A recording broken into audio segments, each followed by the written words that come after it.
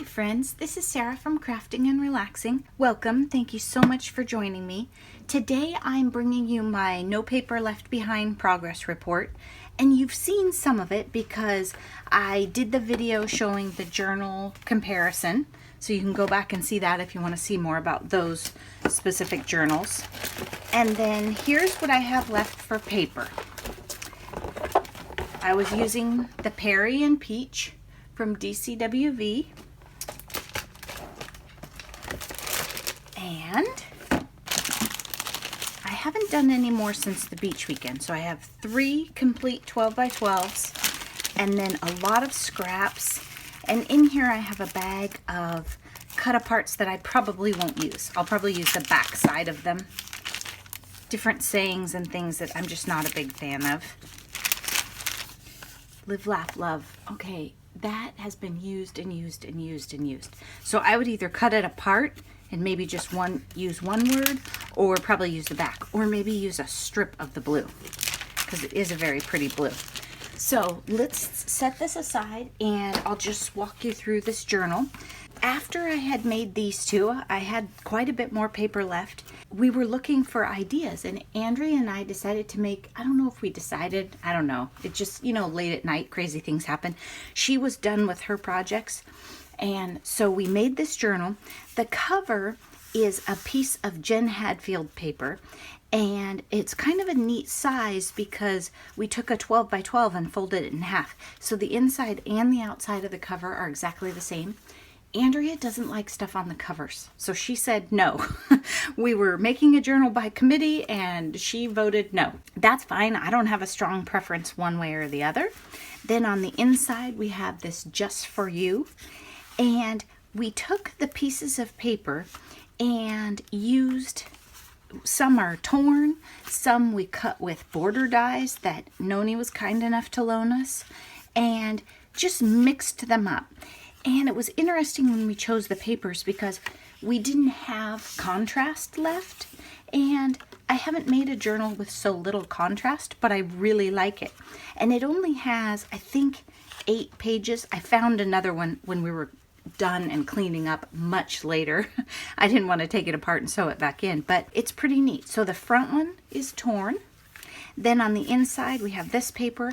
We used some Prima journaling cards because I had brought them with me and they worked, and we were looking for interesting items to tuck in here. So here we just have a band and a journal card. Here we have a journal card used as a pocket. Tell me, what is it you plan to do with your one wild, precious life? That's Mary Oliver. And then inside, flowers grow back even after they have been stepped on. And then the back you could write on. And over here, and then similar here, just little black and white dots. And on the other side it says, let your smile change the world, but don't let the world change your smile. And we were just trying to make it a fun, inspirational little journal. That's why it says For You on the inside cover, just for you. You'll notice the strings, we left the strings loose. We even added more strings besides the ones it took to make them, and put a few buttons that matched. And now that I'm home, I could look around for a charm. And this was the piece that we cut off of a different page, this one. So that was a nice little accent. And then this one, I was gonna make it a pocket, but since we wanted the strings to hang out, we didn't. So it has a lot of potential. Believe you can, and you're halfway there. And it's a pocket with a journaling card.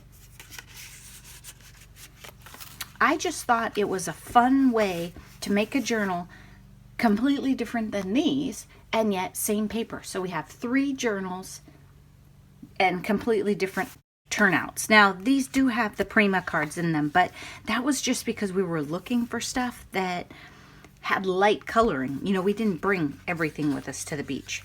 And we have some pages in here that match. It's almost like when you have a full layout, in your scrapbook. It's very different. I like that. I haven't done that before. And then another torn one. And then back here, we thought this went with the theme of the journal. And I had the stamp, she believed she could, so she did with me. And remember, I only had 3 colors of ink. A super bright pink, a bright blue, and a black.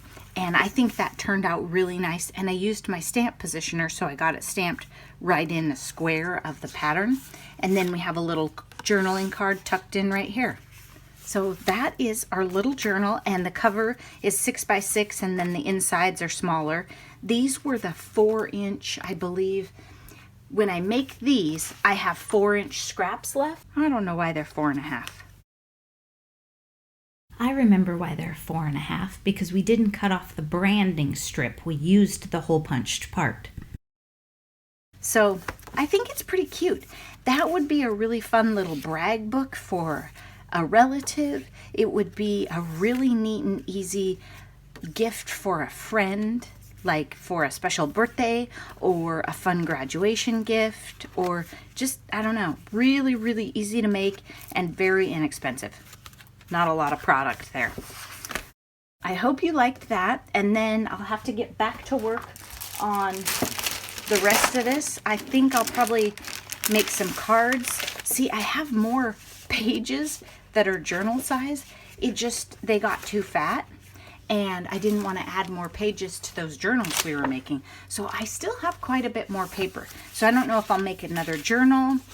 I definitely can make a bunch of cards and a tag book.